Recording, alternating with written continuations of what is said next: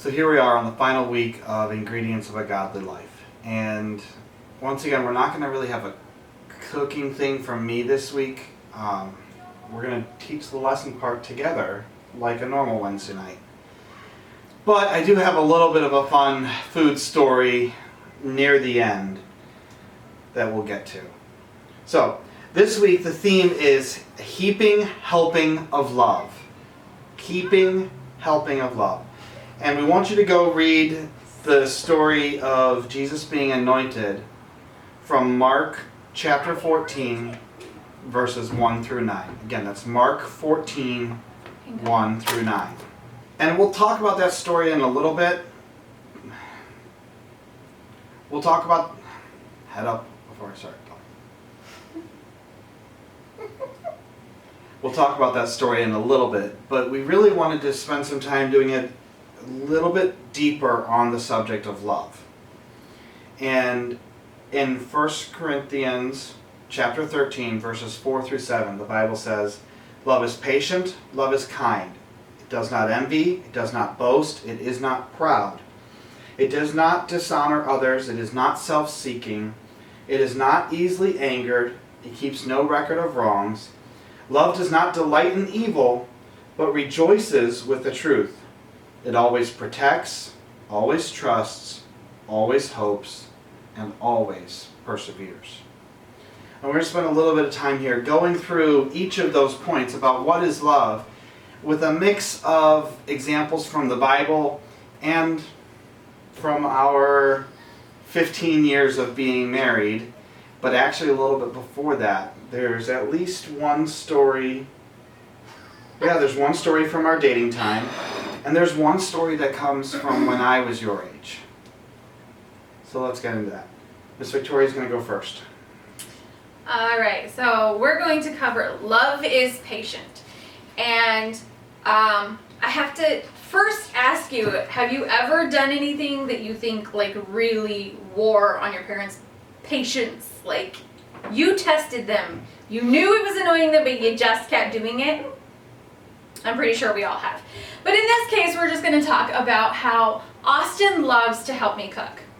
And in reality, Austin is very, very slow compared to what I could do if I were doing it by myself, right? I can crack an egg, get things whipped up, and done, right?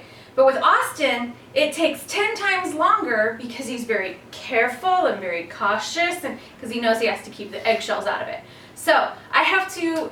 It is a big test of my patience to allow Austin to help me because I know that it's going to take me that much longer to get it done.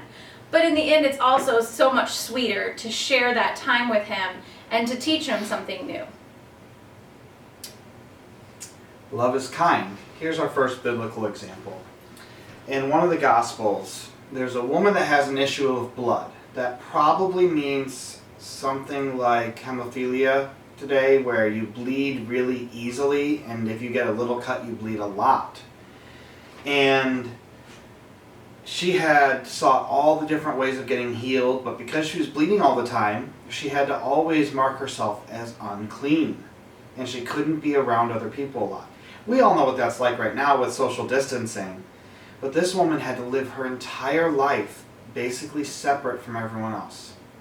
Well, one day Jesus was going through town where she was at, and there was a crowd around him, and the crowd was so thick she couldn't get to him except to crawl on her hands and knees, and she stretched in and touched the very hem of his garment, the bottom of his robe, and he yelled, "Who touched me?" But he didn't yell it in anger. She answered and said, "It is I." And he knew she needed healed. And he told her, "Because of your faith, you're healed." And she was. You know, in the middle of a crowd, I kind of get frustrated when people bump into me or touch me. But Jesus responded in kindness because he loved everyone. Oh, sorry. I thought you were going on with that. Does not envy. Love does not envy. And the biggest example we have of this is actually in the Bible as well. And it's about when Satan, before he became Satan, he was an angel and he lived in heaven with God. But he decided that he wanted to be God. And so he tried to take over. He was envious of what God had. He had all these angels who were worshiping him constantly. And he was adored. He was loved. And Satan wanted that for himself. And so he tried to turn the angels against the Lord. And those of them who did got cast down with him. So, huge lesson, don't envy anyone or you're going to get cast out. No, I'm joking. But this is I couldn't help it. This is our one negative But no. example of what not to do, right? Yes, yes. That, We do not want to envy. that because- envy showed that he didn't love God after all. Right. Go ahead. Oh. You're next. Well, you were taking over, so. It does not boast, and it is not proud. Those kind of go hand in hand. Oh, the scripture, Yeah. it is not me, but it is Christ that lives within me. So when we do good works, well, no, here, let me go back to the Bible. When Peter and John and the disciples were doing miracles, people were beginning to think that they were like Christ, that they were, what were they called? Sorry. My brain just That they were blank. angels or demigods. Or Something, I can't remember what the word is. Now I feel stupid, but that's okay. They were beginning to see them and they were beginning to revere them like they did Jesus when he walked on the earth. And Peter and the disciples were like, no, no, no, no, no. It's not us. We are not doing this. It's Christ in us doing these things, doing these works. We just believe and have faith and do what Jesus told us to do. And that is why it takes a very humble and honest person. The Bible also tells us that the first shall be last and the last shall be first. So we need to be humble, not proud. Don't boast. When you do something good, that's great. You can share it without boasting. Boasting means that you're over explaining, you're overly excited, you're telling everyone you see rather than, tell your mom and dad, tell a teacher, tell, somebody who's special, that's fine. But you're not over exaggerating your good deed. I went fishing and I caught a fish this big. Yeah, when it's really It's a this little big. Those fish tails. The next one, it says, it does not dishonor others. And something I learned growing up is that a husband or a wife should never be seen putting each other down. And that no one should ever hear you saying something negative about your spouse or about those that you love. Because the negative things are the things we remember. There's a phrase or a saying, something about a single pinprick is as memorable as 1,000 hugs. And it doesn't matter how much right you do for a person, the single wrong thing you do to them is going to be more memorable. And so in a marriage or in friendships, honoring each other is important. And I would challenge that. I think the only thing I joke about is height, that in a put down kind of way. And that It's not a put down, but yeah. Yeah, I think that's the only negative thing that anyone at this church will have ever heard me say about Victoria. And it's always clearly as a joke. And that's the thing. If it's a joke and people understand it's a joke, that's different than saying something about your spouse and actually meaning it. Like, you guys have heard LJ and Rachel pick on each other all the time. They do it all the time. But that's just how they work. They joke off of each other like that. It's what makes them the unique, special people that they are. And that's what we do. We tease each other, we joke, but it's never in seriousness. And if you ever think it is, please come talk to us because it's not, and we want to make sure that you know that. And we'll explain the context. Because Yes. sometimes there's some things behind the scene, I guess, that you may not know that make it funny or a joke. But Yeah. The next one is it is not self-seeking. And this one is something where I failed and Victoria didn't. There was a night this week where Victoria didn't feel good, didn't want any ice cream, And I got into my ice cream, and you know Whitey's was closed until yesterday, or you're watching this on Wednesday, so 2 days ago. Yeah. And we were down near the end of all the Whitey's tubs of ice cream that I had bought before they closed. And I think it was probably Sunday or Saturday. Probably Saturday. I had finished off the last of my ice cream. And all we had left was the ice cream that Victoria likes. Or one of the types she likes. And she wanted some, and I didn't remember if we even had any of hers. And I said, I don't think we have any. And then I went and looked, and yeah, we did. And when I brought it out, she made me go put it away because she was able to have some, but I couldn't. So on a night when she didn't want any or couldn't have it, I still had some, and then I ran out. And then when she wanted some, she chose not to have it, even though she could have, because I couldn't at the same time. That's an example to me of not being self-seeking. And I actually need to go back up to it does not dishonor others. Because that's where our Bible story for the lesson is in Mark chapter 14. And in this case, it's actually the exact opposite of not dishonoring. It is explicitly honoring. There's a very sinful woman, and she used the money she had obtained from her sinful ways and bought a big jar of oil. And she brought it to Jesus and used it to anoint his feet.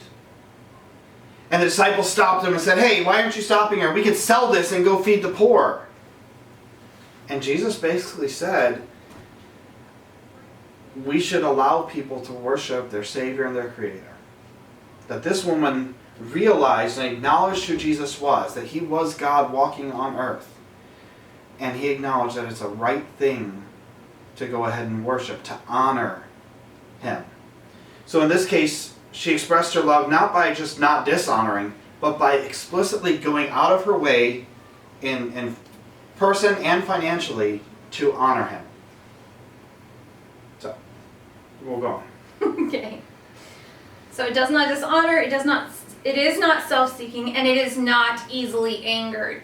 Now, honestly, this is one that I actually kind of have a little bit of a problem with. Because, especially now that I have a teenager, my patience wears very thin very quickly. You know, we talked about patience, love is patient. Well, sometimes it can get worn down. And then you have the anger that kind of bubbles up underneath the patience. And so I tend to sometimes say things that maybe shouldn't have been said. And, you know, I'll just spout out something or either that or I'll clam up and walk away and not talk to somebody. And that's even worse, I think. But that's generally when they know I'm mad. It's when I just stop talking to everyone. Yeah. But Jesus displayed this for us in the Bible when, in the story of when Jesus went into the temple and they were selling things in the market, in the temple, in courts, right? It's called the courts. Right outside the temple doors, in between the gate and the doors of the temple. They were selling doves and birds and all kinds of things. And he got angry. This is the only instance in the Bible that it talks about God or Jesus getting angry. And it was because they were defiling the house of the Lord. So in this case, his anger was a holy anger. What's the other word for that? Just. Okay. Just anger. Because it was an act against God. And so his anger, him acting out in his anger, was glorifying God. It was honoring God because he was getting on to those who were dishonoring God. And if we contrast that with a story from this week, one of our kids got very angry because another one just told them to microwave the Hot Pocket for the other, rather than asking politely. And that's such a small, simple little thing. And the child that was angry wasted more time by coming and complaining and arguing about it than it would have taken to just do it in the first place. That's not a just anger. It's not a right anger. It's not like Jesus getting angry for... At the time it was irritating, but now it's just funny. Yeah. It's funny now, but All right. It keeps no record of wrongs. So I think that this rule actually applies to every relationship that you have, whether it's parents, whether it's kids, whether it's you guys aren't old enough for this yet, but boyfriends or girlfriends, or later on when you get married.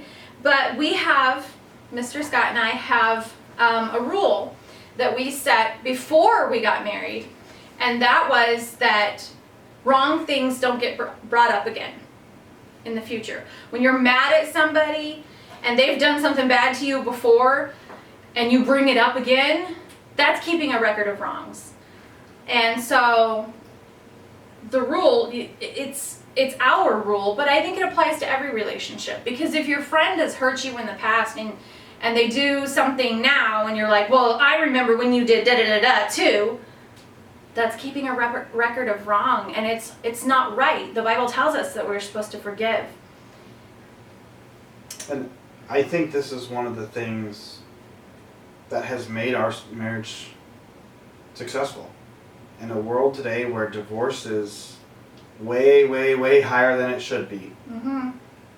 I think that this is one of the cornerstones of our marriage. All right. Love does not delight in evil, but rejoices with the truth. Again, this applies to every relationship that you are in. When it says it doesn't delight in evil, I see that kind of, especially for you guys, it's you don't like it when you lie to somebody. Sometimes you lie without thinking about it, and then it kind of eats you up inside. You're like, oh, I didn't really mean to say that. I didn't really mean to, and then you have to go back and you have to apologize. And it's more embarrassing to go back and apologize than it was, to just tell the truth in the first place. Love is what makes us feel like that. It's that love for that person, that care that we have for that person. It's also the Holy Spirit inside of us, but it's also that feeling that we have for those people that invokes us. That's a big word for them, but makes us tell the truth rather than lie. So the next time you take the last cookie and your mom says, "Did you take the last cookie?" just tell the truth. It'll be less trouble later, and it shows love that you're being honest with the person. Next is it always protects, and I have a wonderful story about this. When I was in, I think it was 3rd through 8th grade, I played Little League football. And there was one hugely memorable instance of my league divided by weight, not by age. And that kept kids safe so the big kids weren't killing little kids. And so there was a kid that was about 2 years younger than me that was always a little huskier, and he was in mine. And at one point, the coach decided to take this kid out and put me in instead. And after we changed possessions and I came back off to the sidelines, this kid's dad came over and yelled at me because I took his son's spot. When it was the coach who did it, and the coach told me to go do it, the dad came over and yelled at me. And I can distinctly remember my dad coming over, and my dad's not a little guy, and standing next to this other kid's dad and making him realize, this is not okay. What you're doing is not acceptable. My dad protected. Next, love always trusts. And so that last one was from my childhood when I was about your age. This one is getting a glimpse into our dating time. And there was an early conversation that Victoria and I had. I think it was after we were engaged, but well before we got married. And there was something deep from my past that I didn't want to share with Victoria yet. And I uttered the words, I'm not sure I can trust you with this yet. And that, understandably, was very hard for Victoria. And she had a very hard time. And she made the comment, and I understand it now, and I learned this lesson that day, that without trust, there isn't love. How can I say I love the person if I don't trust them? So love always trusts. Lastly, love always hopes and it always perseveres. And this time we're going to do a pop culture reference.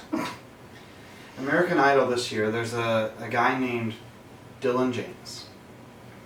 And a few years ago, he was deep into drugs and crime and other things, and he had basically written off his entire family.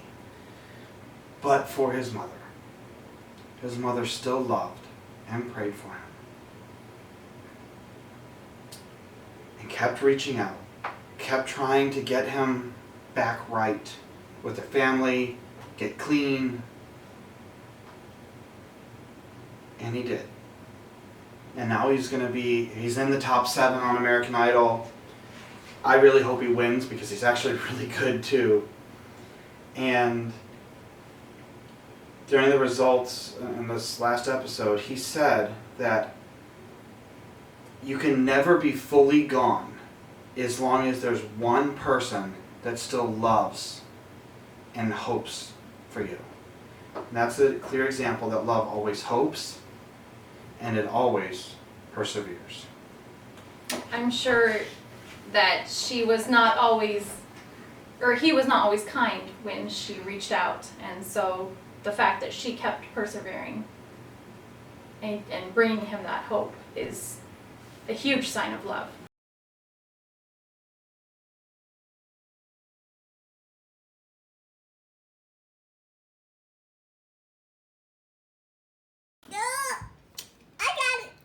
Alright, everybody got one? Oh, Austin's already got it in his mouth. Alright, go. Very interesting. Very good. You know those those popsicle things where you just squeeze it and pull it up? Just like that. Yeah, That's Sour kind of. Patch Kid. I agree, kind of. Yeah. It's not as sour, No. Not super sour. but is it good? Yeah. It's good. Do you guys keep eating them? Yeah. Kind of good to me. You're weird. No, it's the salt stuff. It's the salty stuff. There is not no salt. It's not salt, Austin. That's Jello. Hardened Jello. Isn't that funny? Yeah. Yeah.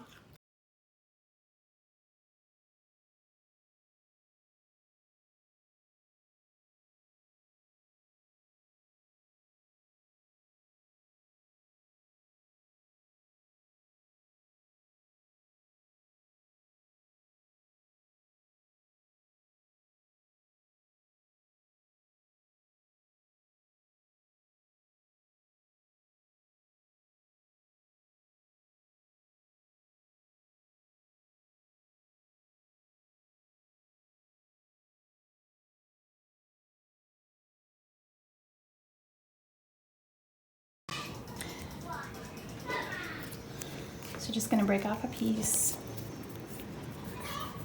Let's see if I can do this one-handed, y'all. Okay, so make it kind of into a circle. And then you're just gonna put it on the table and roll it back and forth underneath Yeah, your they hand. did that a while ago. There's a bug with it. It's not blocking things properly. And there you go. Sorry, that's Javen talking to a friend. And then you have your Tootsie Rolls. So I'm gonna finish making this round. And then wrap them in wax paper. And the kiddos can eat them as the day goes on, as they are allowed to have a treat. So throughout this series for Ingredients of a Godly Life, we've done a bunch of silly stuff and we've had some bloopers and I put notes at various points, but one of them is that we have some baby chicks that we got in about 2 weeks into recording. And they've grown a lot since then. They started out like this big. And this is my favorite of them right now. This is Butterscotch. She was like pure yellow gold like a butterscotch. But now she's getting brown with white tips on the feathers, and she's really cool looking, and I'm really excited to see what she looks like. We also had Terry, or the dogs, jump through. At the beginning, the very first episode, we left, I think it was this drawer open. Use the door first. Maybe it was a door, yeah. And so for the first few episodes then, we decided to leave one thing open until we eventually forgot. And you know what? We're recording this from home, and life is real. And we figured that you guys would actually enjoy seeing a little bit of a glimpse into the reality of our lives. And these chicks right now are some of that. So we can't wait for you guys all to be back at church and to be able to come to our house hopefully this fall. And this little girl will be a lot bigger girl by then. And you'll be able to see her and her 5 sisters and the 12 bigger birds that we already have. So hopefully when you guys come in the fall for our normal yearly cookout, you get to see all 18 birds that we have. I thought that since this is the last episode for Ingredients of a Godly Life, that we would look back and we would talk about each of the things that we have as a part of our godly lives, okay? So first was the bowl of trust. And we just talked about how can you love somebody if you don't trust them. And so the very first ingredient was trust. And we did the bowl of cereal, remember? Basics of cooking, basics of godly life. Trust and cereal. Sprinkle with obedience. Always a kind of a cringy word when we think about it. It's like, oh, we have to be obedient, and I really want to, obedience. And we made the sprinkle cookies. We mixed in mercy with the trail mix, because everything takes a little mercy on our side.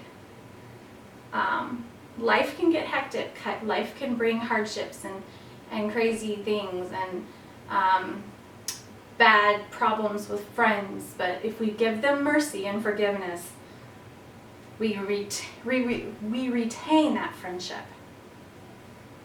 Stir together with wisdom. We did the hot cocoa, because we all need God's wisdom when handling any situation.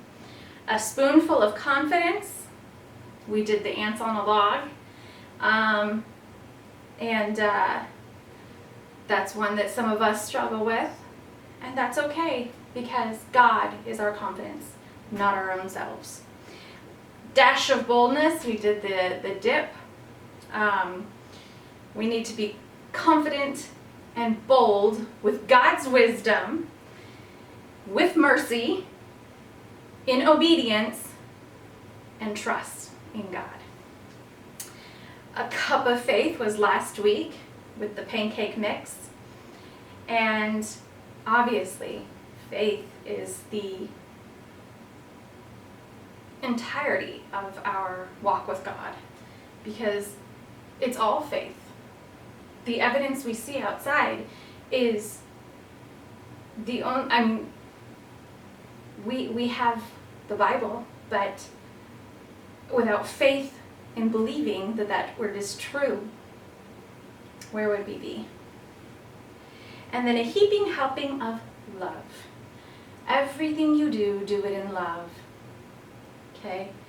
And that was our candy that we did. I don't know if you guys saw this, but these were our Tootsie Rolls.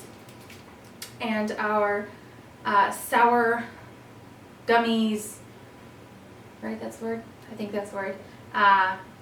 Grapes, which the kids absolutely loved. I had to stop them from eating them before they ate them all up before we did our video. So, trust, obedience, mercy, wisdom, confidence, boldness, faith, and love. 8 ingredients of a godly life. I feel like we're missing one, but no, it was 8 weeks. I hope you guys enjoyed this series with us. I certainly enjoyed sharing my love of cooking and just all of that with you guys. So,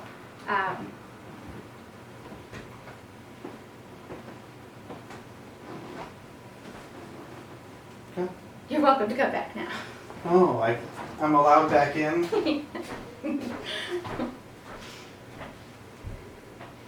I almost Victoria just went through these. But I feel like I should review my parts of all this too, huh? So the first week was cereal.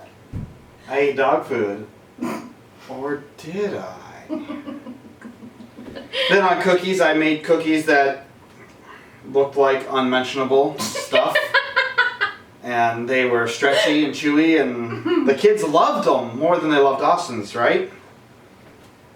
Then I think on trail mix, I cut up banana peel in addition to a bunch of other stuff. Garlic. Oh man, the kitchen Oh, yeah. smelled like garlic for Smelled like days, garlic for guys. Hot cocoa mix, I cut open a tea bag and I legit took a drink out of that. Yeah.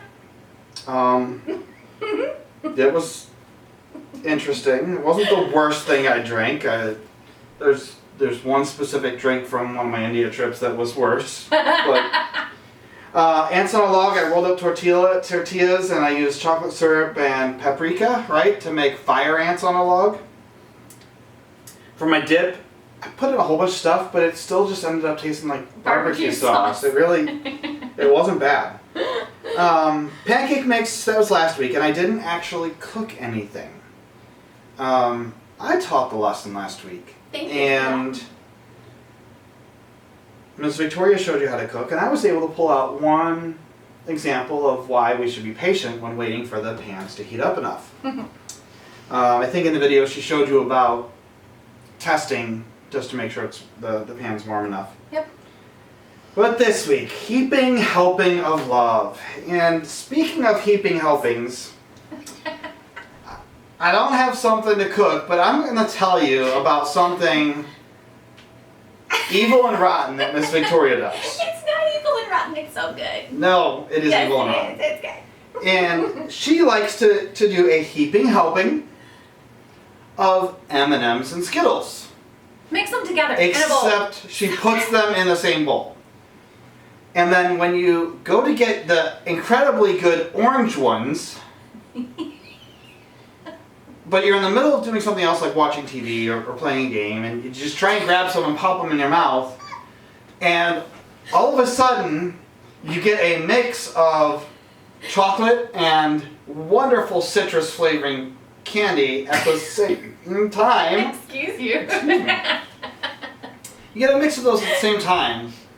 That is a shock you will never forget. See, I love M&Ms and I love Skittles. But together is just objectively wrong. No, they're so good. No. Yes. But. So heaping helping of wrongness. But here's a very good example of why you don't steal other people's candy. Don't be envious of their candy. Yes. What else could we say? Oh, you shouldn't be self-seeking and mix yours. If you want to mix it, do 2 bowls and take some of each and pop them in at the same time. That way I can reach in. It keeps no record of wrongs. Oh, doesn't delight in evil. Mixing those is evil. Rejoice in the truth. The truth is you should not mix Skittles and M&Ms. Oh, and you make it so I can't trust that on what I'm But getting. it always protects. Oh, you're I'm protecting my waistline by making me not want to dig into your bowl? It Protecting always the scale. perseveres. Despite the fact that she mixes M&Ms and Skittles, I still love her. Oh, So. me too. Oh man. We hope you guys enjoyed this series, and we're excited for what we have next. I'm sure we'll share a little bit of that Sunday Probably. as a tagline. Yeah. So watch Sunday's video, guys. And we'll see what kind of craziness I can come up with Oh no. to complement this next one, because that's my job, you know, to be a distraction, to bring craziness to the room, while Miss Victoria tries to teach you, and I just try and corrupt you? I don't know. Corrupt's not the right word. No. Thanks, guys. See you next week. Bye. Bye.